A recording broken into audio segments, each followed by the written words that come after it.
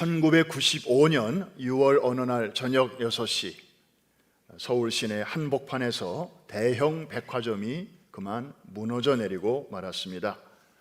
무려 501명이 사망을 했죠. 그 유명한 삼풍 백화점입니다.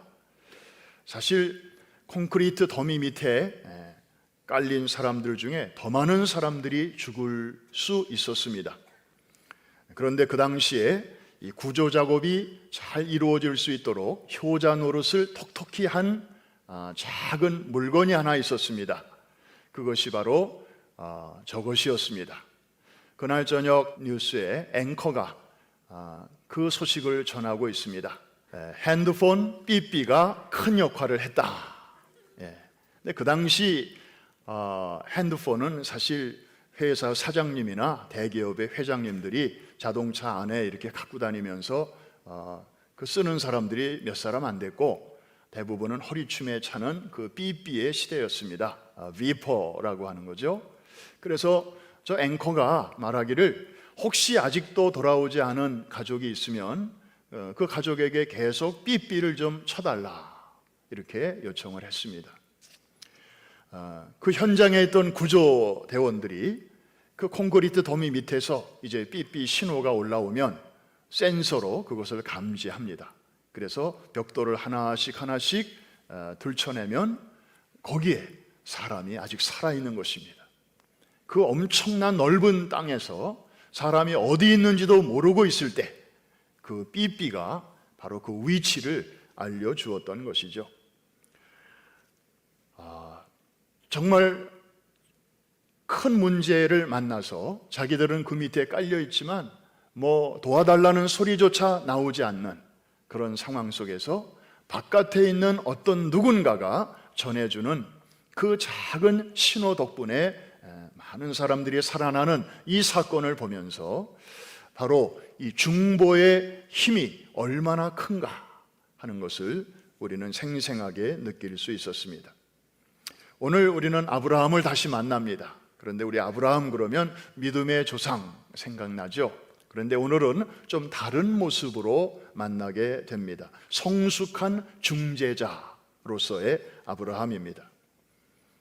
하나님께서는 어느 날 두 천사와 함께 지나가는 나그네의 모습으로 아브라함의 텐트를 방문하셨습니다. 하루 중 가장 무더운 시간에 하필이면 방문하셨습니다. In the heat of the day. 그죠? 보통 그 지방의 사람들은 그 시간이 되면 아무도 나와서 일하지 않습니다. 그늘을 찾아 들어가서 쉬거나 잠을 잡니다. 일할 수 있는 시간이 아닙니다. 그런데 그 시간에 아브라함 부부는 극진하게 나그네 세 분을 대접을 한 것이죠. 하나님께서 그 대접을 잘 받으신 후에 두 가지 소식을 그들 부부에게 전해 주셨습니다. 하나는 좋은 소식, 하나는 나쁜 소식이었습니다. 좋은 소식은 무엇입니까? 내년 이맘때 너희 가정에 아이가 있을 것이다. 하나님이 그전에도 아들 주신다 이런 약속은 여러 번 하셨어요. 그러나 이 구체적인 시간을 명시하신 것은 이번이 처음이었습니다. 내년 이맘때, 다시 말하면 10달 후에 혹은 1년이 지나지 않아서 아기 울음소리가 있게 될 것이다.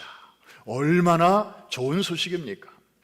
구체적인 날짜가 나왔잖아요. 아마 굉장히 힘을 얻었을 것입니다.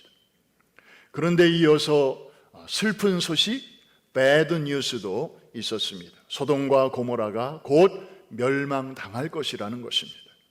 자기의 유일한 피부치인 롯과 그의 가족이 살고 있는 그 도성이 말입니다. 자, 이 두 가지 소식을 동시에 받은 아브라함의 반응을 한번 보십시오. 자기 가정에 좋은 일이 있을 것이라는 좋은 소식을 받았으면 보통 사람들은 야, 1년 후에 당신 아기를 낳는데 그러니까 이거 건강관리 잘해야 되겠네. 당장 오늘 한의원에 가서 보약을 좀 칩시다. 그리고 우리 오늘부터 정기적으로 산보합시다. 뭐 등등 뭔가 이렇게 아기자기한 계획을 세우는 하고 바쁠 수도 있습니다. 그러나 아브라함은 거기에 신경 쓸 여유가 없었습니다. 왜냐하면 너무나 슬픈 소식을 들었기 때문입니다. 자기가 누릴 복에 파묻히지 않았습니다. 다가오는 소돔과 고모라의 심판에 대한 염려 때문이었습니다. 그리고 어떻게 하면 다가오는 심판으로부터 저들을 건질 수 있을 것인가, 그 방법을 찾아 나섭니다. 곧장 이 두 도시를 위한 중재의 자리로 나아가는 모습을 우리는 봅니다.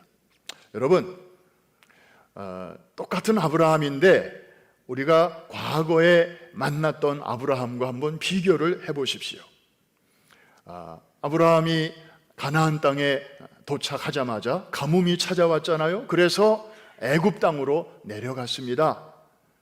그 애굽의 바로 왕이 사라의 아리따움을 보고 이제 취하려고 했을 때에 아브라함이 어떻게 하죠? 내가 남편인 줄 알면 나를 몰래 죽이고 내 아내를 차지할 가능성이 많다. 그래서 거짓말을 합니다. 이 여자는 my sister예요. 그러면서 자기 와이프를 뭇 남성에게로 넘겨버립니다. 여러분, 남편이 돼가지고 어떻게 이럴 수가 있습니까?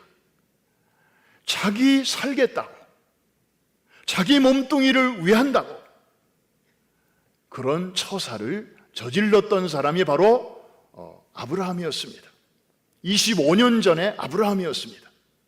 그런데 오늘 이 모습을 보면 그 당시는 그렇게 이기적이고 그렇게 자기중심적이었는데 오늘은 너무나 멸망을 앞둔 이 도성을 위하는 마음으로 하나님 앞에 나아가는 이 모습을 볼 때 얼마나 성숙한 모습인지 우리가 알 수가 없습니다.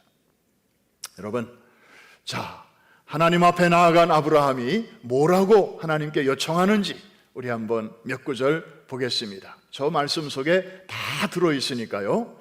자, 23절 말씀 제가 읽겠습니다. 아브라함이 가까이 나아가 이르되 주께서 의인을 악인과 함께 멸하려 하시나이까?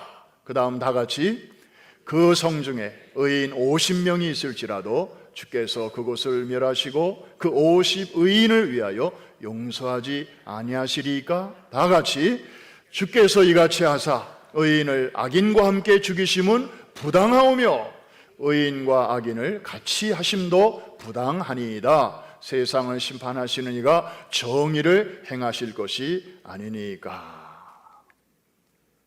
그러면서 이제 아브라함과 하나님과의 대화가 계속되고 있습니다. 여러분, 아브라함은요, 그 소돔성에 적어도 의인이 10명 정도는 있을 것이라고 생각했습니다. 자, 롯 부부가 있죠. 그 다음에 두 딸이 있죠. 그 다음에 그 두 사위가 있죠. 그리고 그 가족들이 최소한 한 20년 넘게 그 도성에 살면서 한두 사람은 전도하지 않았을까? 이렇게만 계산해 보면 최소한 한 10명 정도는 예상했던 것 같습니다. 그러나 이런 아브라함의 생각은 빗나갔습니다. 틀렸습니다. 생각보다 심각했습니다. 자, 아브라함이 5차례를 연장을 하지 않습니까? 그럼에도 불구하고 소돔과 고모라는 멸망하게 되었습니다. 왜 멸망했나요? 왜? 제가 주일학교 다닐 때 왜 멸망했나요? 이렇게 물으면 우리 주일학교 반사 선생님과 또 이제 설교하시는 목사님들의 그 설교를 가만히 들어보면 대답은 이런 것이었습니다. 그 성에 사는 죄인들의 숫자가 너무 많아서, 그 성의 죄악이 너무나 가득 차서 멸망당했다. 저는 그렇게 들었기 때문에 그렇게만 알고 있었습니다. 또 그게 부분적으로 사실이고요. 그런데 커서 성경을 좀 자세하게 읽어보니까 진짜 이유는 따로 있었음을 알게 되었습니다. 악인의 숫자가 너무 많아서라기보다는 의인의 숫자가 너무 적어서, 다시 말해서 그 성에 다가오는 심판을 막아낼 최소한의 의인이 없는 관계로 하나님은 그 성을 심판하실 수밖에 없었다는 사실을 알게 되었습니다. 여러분, 하나님의 눈은 그 성에 사는 악인들의 숫자보다도 그들 가운데서 믿음을 지키며 살아가는 의인들의 숫자에 더 초점을 맞추시는 것을 믿으시기를 바랍니다. 거기 사는 악인들이 어떤 악행을 하는가 보다도 그들과 함께 살면서도 하나님의 자녀들이 어떻게 거룩하고 경건한 삶을 살아내고 있는가를 하나님은 주목하시는 것입니다. 이게 바로 하나님의 독특한 셈법입니다. 특별히 그 성을 심판할 거냐 말 거냐를 결정하실 때 사용하시는 셈법입니다. 이해가 되시면 아멘 하십시다. 굉장히 중요한 거예요. 그런데 또 하나의 하나님의 셈법이 나오고 있습니다. 하나님은 소돔성을 멸하시는 중에 놀랍게도 롯과 그의 가족들을 끄집어내셨습니다. 본인들이 막 나오고 싶어서가 아니라 하나님께서 머뭇머뭇하는 사람들을 그냥 끄집어내신 것입니다. 왜 그렇게 하셨을까요? 무엇 때문에? 거기에 대한 대답이 바로 저 한 절 속에 있습니다. 우리 같이 한번 읽겠습니다. 시작. 하나님이 그 지역의 성을 멸하실 때에, 곧 롯이 거주하는 성을 엎으실 때에 하나님이 아브라함을 생각하사 롯을 그 엎으시는 중에서 내보내셨더라. 누구를 생각하셨다고요? 아브라함을. 영어 성경에 보니까 He remembered Abraham. 아브라함을 기억하셨다 말씀했습니다. 그럼 도대체 아브라함의 무엇을 기억했다는 것일까요? 아브라함의 기도를 기억하신 거죠. 어떻게 해서든지 저 소돔과 고모라 성에 다가오는 심판을 막아보려는 하나님의 자비와 긍휼을 마지막으로 구해보는 그 아브라함의 그 중재자로서의 기도를 하나님이 기억하셨던 것입니다. 비록 그 성 안에 심판을 막아낼 만한 의인 10사람은 없었지만 성 밖에 있는 한 사람의 기도를 하나님이 기억하셨다.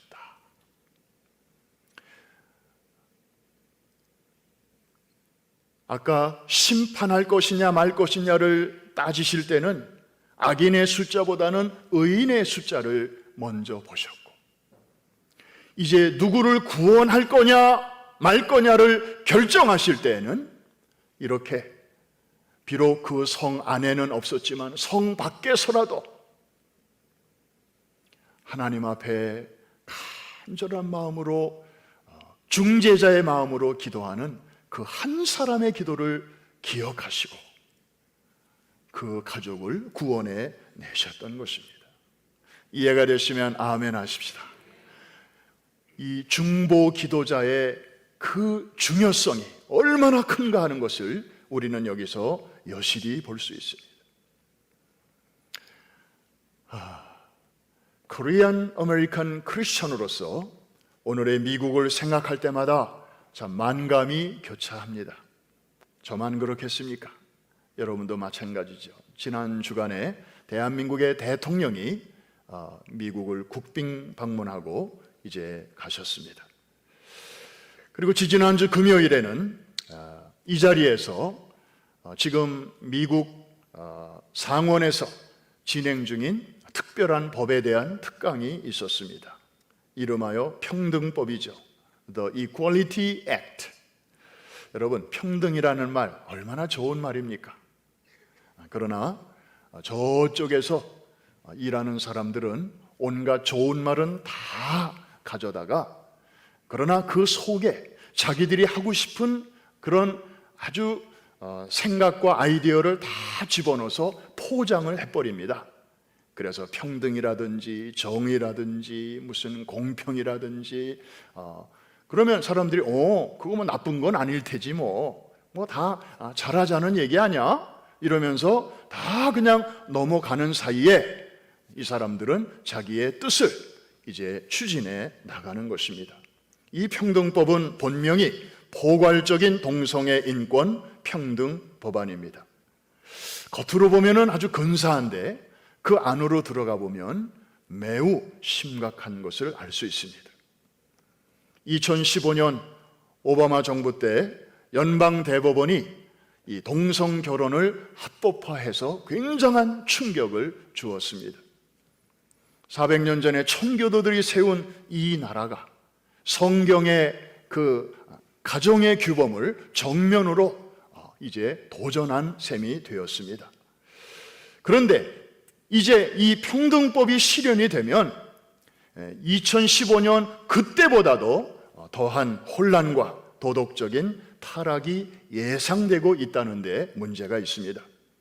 이 법이 실행되면 우리의 자녀들이 어린 시절부터 무방비적으로 동성애에 노출이 되고, 그리고 태어날 때 생물학적인 boy, 남성으로 태어난 아이가 여자 화장실에, 여자 탈의실에, 또 여자 샤워실을 자유롭게 드나들 수 있고, 그리고 성전환 수술을 비롯해서 낙태 수술 같은 것도 이제는 학부모의 동의 없이도 본인이 원하기만 하면 전혀 1센트도 돈 내지 않고 무료로, 다시 말하면 우리가 내는 세금으로 얼마든지 제공받을 수 있게 됩니다.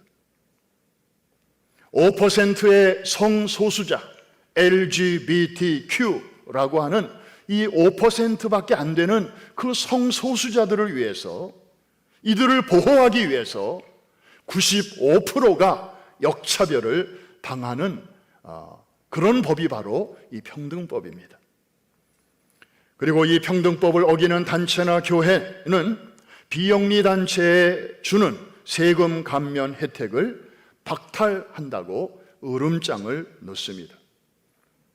그래서 만일에 이 법이 내일이라도 당장 상원에서 통과가 되어서 이제 시행이 되면 지금 제가 강단에서 말하고 있는 이런 내용의 설교도 다 이제 법에 걸리게 됩니다. 저는 이제 범법자가 되고 위법자가 되는 것입니다.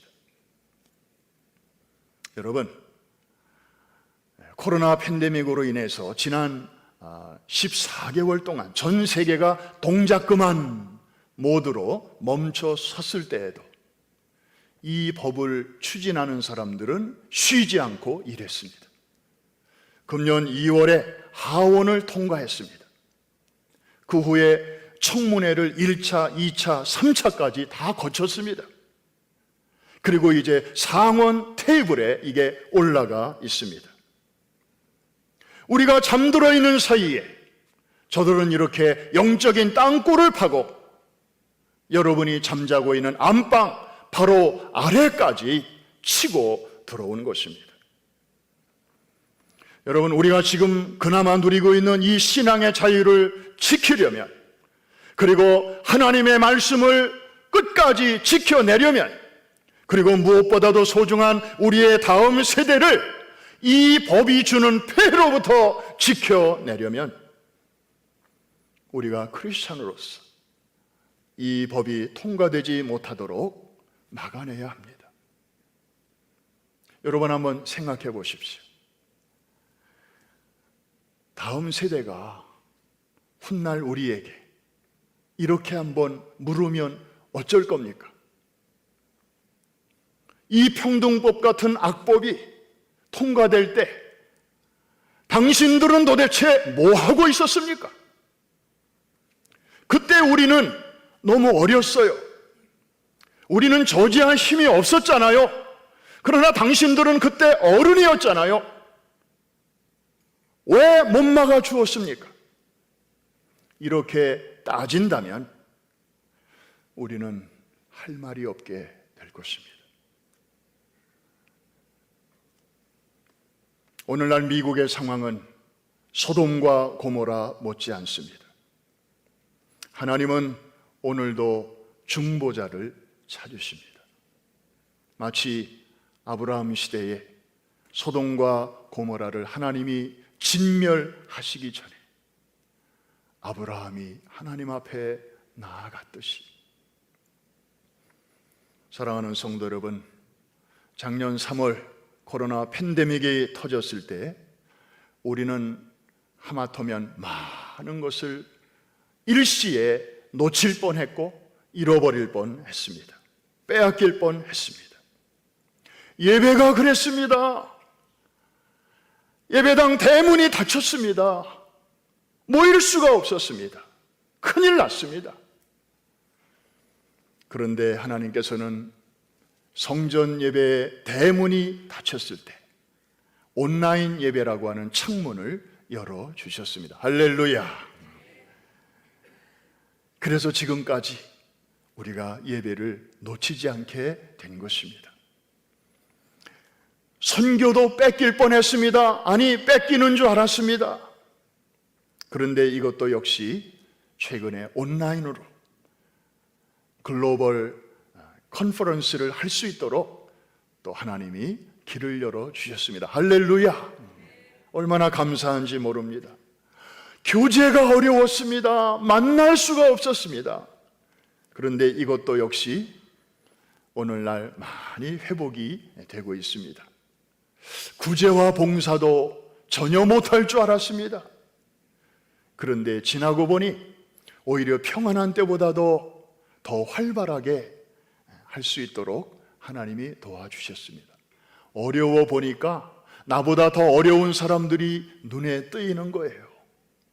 그래서 적지 않은 성도님들이 아이고 저는 그래도 괜찮은데 더 어려운 사람들이 있으면 좀 도와주세요 하고 교회에 물질도 맡기고 물건도 맡기고 마스크도 맡기고 뭐 음식도 맡기고 평상시보다도 그런 손길이 더 많아지게 되었습니다. 그래서 우리가 여러분이 도와주시는 거 가지고 주변에 여러 군데 쉘터도 가서 여러 차례 방문도 하고 음식도 좀 나눠드리고 또 어려운 짐도 좀 나누어지고 우리가 그 어느 해보다도 아주 그런 사역을 활발하게 하게 되었습니다. 참 감사한 일이죠. 그러나 여러분, 그때 빼앗긴 것 중에 우리가 아직도 찾아오지 못하는 것들이 몇 가지가 있습니다. 물론 자녀들 이제 곧 돌아옵니다. 이미 돌아와서 예배 드리는 부서가 있습니다. 이제 차례차례 다 돌아올 것입니다. 그런데 아직까지 우리가 회복하지 못하는 것이 뭐가 있을까 생각해 보았습니다. 첫째, 우리는 가정에서 모니터 앞에서 예배를 드리면서 찬송을 잃어버렸습니다. 처음에는 같이 불렀습니다. 얼마나 정말 목매어 감동적으로 불렀습니까? 하나님, 이곳에 임재하여 주옵소서. 이곳에서 드리는 우리의 예배를 받아 주옵소서. 많은 분들이 눈물로 찬송하며 예배하였을 것입니다. 그런데 계속 이런 온라인 예배가 계속되다 보니까 나중에는 세계에서 지금 이 시간 찬송하는 사람이 나밖에 없는 것 같아. 우리 부부밖에 없는 것 같아. 머쓱해져 가지고. 그리고 교회에서 다 같이 섞여서 할 때는 그냥 묻어서 잘 됐는데 이거 반주도 없고 그냥 우리 목소리가 생으로 다 나가니까 우리 음악성 다 그대로 뽀록 나는 것 같고 나중에는 점점 찬송 소리가 기어들어가. 나중에는 그냥 듣기만 해. 찬송을 감상만 하는 거예요. 1년이 넘도록 그런 예배를 드리다 보니까 정말 찬송의 영성을 우리가 잃어버렸어요. 여러분, 찬송이 성경에서 얼마나 중요한지 아십니까? 요한계시록 거기 가보면 하나님 보호자 앞에 간 우리 성도들이 밤낮으로 하는 일이 바로 찬송이에요. 하나님께 영광을 돌리고 또 어린 양에게 감사와 찬송과 영광과 존귀를 돌리는 게 그 천국 생활의 일과예요. 거기서 우리가 414 선교를 또 하겠습니까? 천국 가서 거기서 목사가 무슨 주일 설교, 새벽 설교, 금요 설교를 또 하겠습니까? 다 없어져요. 천국에 가면 예언도 패하고 은사도 패하고 필요 없어요. 다 지상에서만 필요한 거예요. 그런데 유일하게 찬양은 내 생물도 찬양하고 24 장로들도 찬양하고 보좌에 둘러선 허다한 정인 천사들도 밤낮 없이 찬양하고 먼저 주님 품에 안긴 성도들의 영혼도 찬양하고 순교자들의 영혼도 제단 아래에서 끊임없이 기도하고 하나님을 높이는 그런 광경을 우리가 생각할 때, 그래서 아마 사단이 그 찬양 하나님께 돌려지는 게 너무 샘나고 분하니까 어떻게 해서든지 그 찬양 못하게 하려고. 여러분, 이런 때일수록 찬양을 회복하게 되시기를 주의 이름으로 축복합니다. 얼마나 좋아요. 예배당에 와서 정말 마음껏 원 없이 찬송을 잃어버렸어요. 또 하나 잃어버린 게 있습니다. 뜨거운 기도를 잃어버렸습니다. 모니터 앞에서 다 같이 뜨겁게 기도하는 시간인데 뭐 하려고 보니까 쑥스러워요. 기분이 안 나요. 처음에는 좀 하다가 나중에는 다 속으로 기어 들어갔어요. 그냥 말씀 들으면 예배 드린 줄로 알아요. 설교 끝나면 그냥 설거지해요.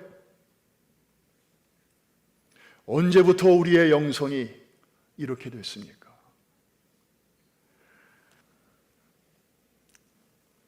사랑하는 성도 여러분, 이제 회복의 계절입니다. 잃었던 것 다시 찾아오는 계절인데 무엇보다도 찬송의 영성 회복하게 되시기를 주의 이름으로 축원합니다. 기도의 야성을 회복하시기를 주의 이름으로 축원합니다. 그래야만이 살 수 있는 세상이 되었습니다. 적당하게 생각하지 마십시오. 너무 쉽게 생각하지 마십시오. 세상은 그렇게 호락호락하지 않습니다. 영적 싸움은 그렇게 시시하지 않습니다.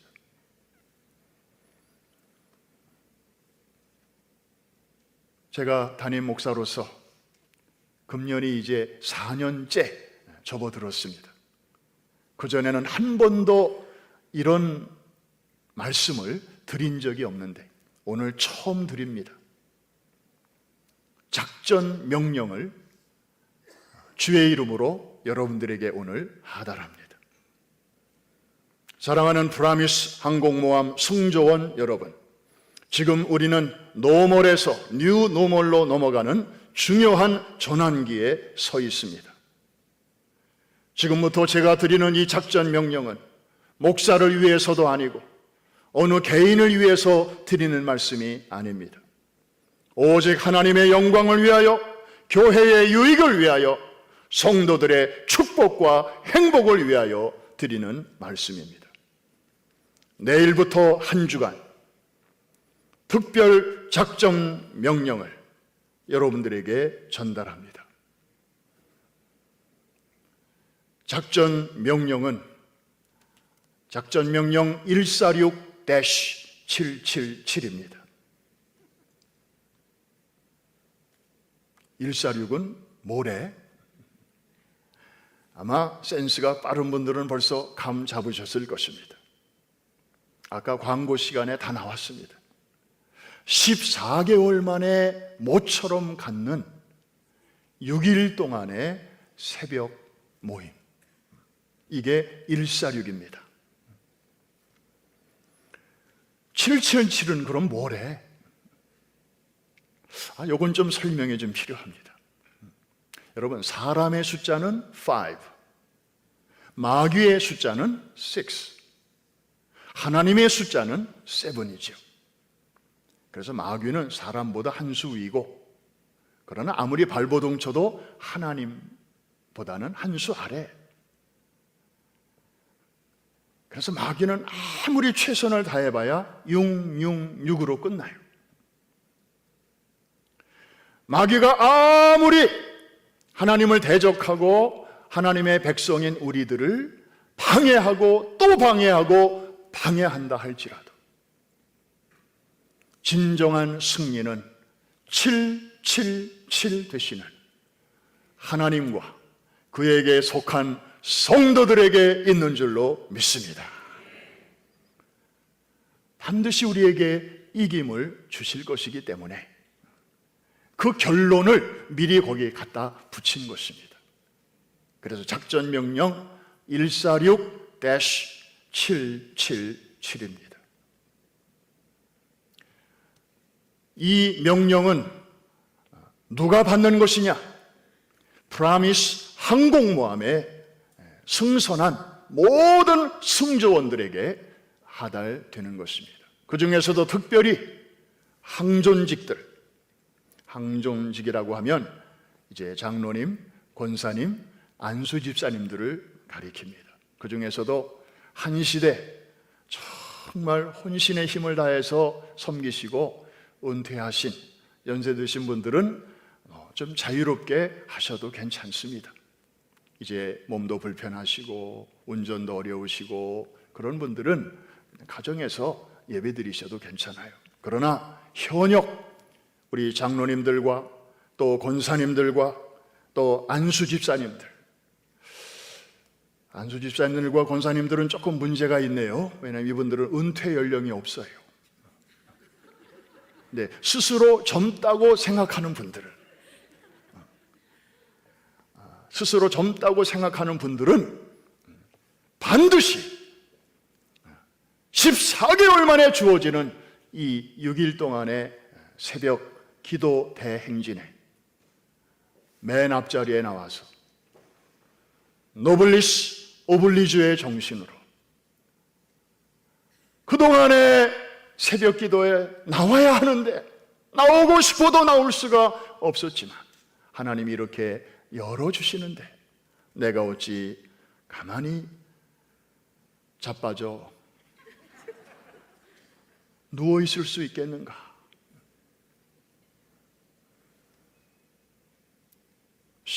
이 우리 항존직들은 전원 퀸즈 성전 혹은 뉴저지 성전으로 총 동원령을 여러분들에게 주의 이름으로 전달합니다. 할렐루야. 누구를 위한 것이겠습니까? 바로 여러분 자신을 위한 것입니다. 나는 교회는 나오지만 나는 항공모함의 승무원이 아니요. 나는 실은 딴 배 이슈. 그런 분들은 안 나오셔도 됩니다. 그러나 스스로 정말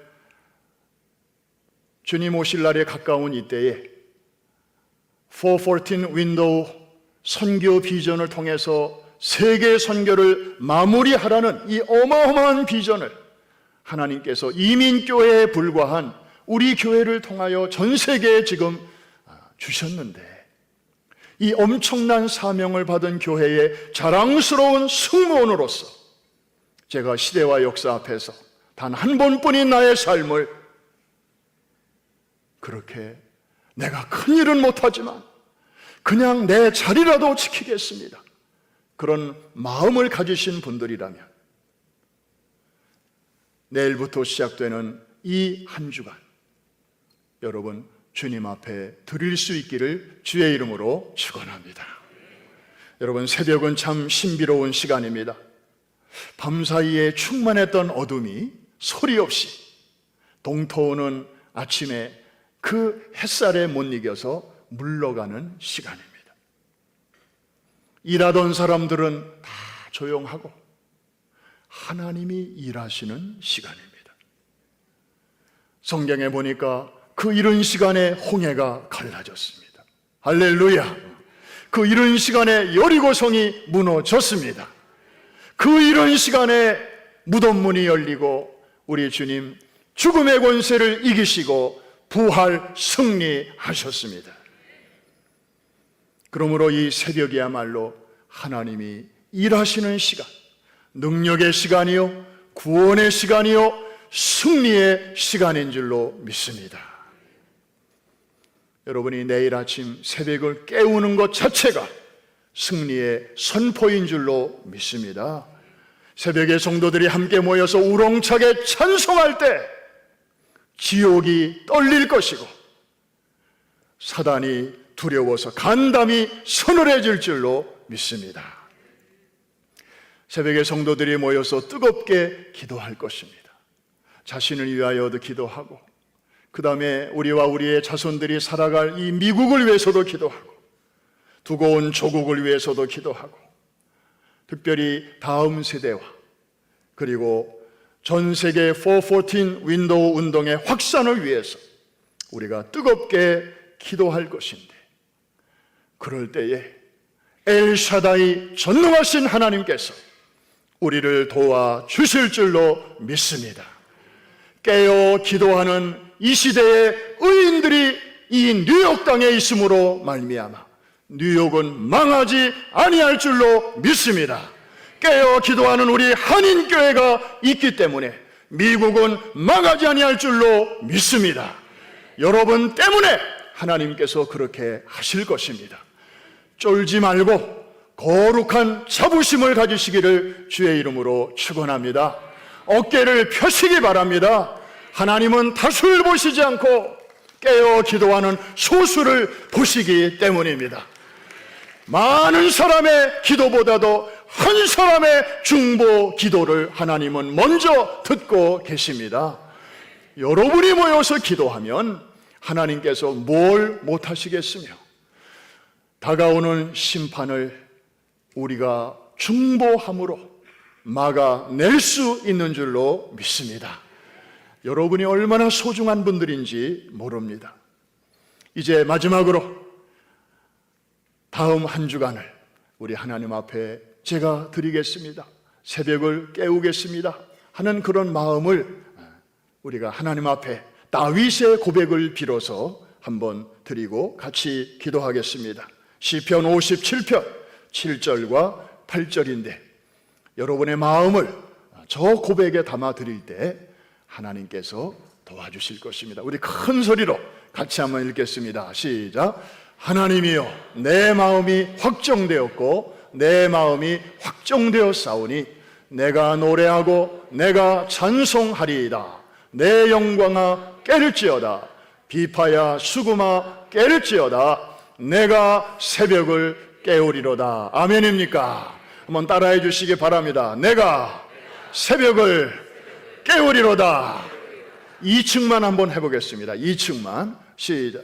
따라하세요. 내가 새벽을 깨우리로다. 좌우 날개만 한번 해보겠습니다. 숫자가 많지는 않은데 얼마나 그래도 하나님이 들으시니까 준비. 내가 새벽을 깨우리로다. 와, 아멘입니다.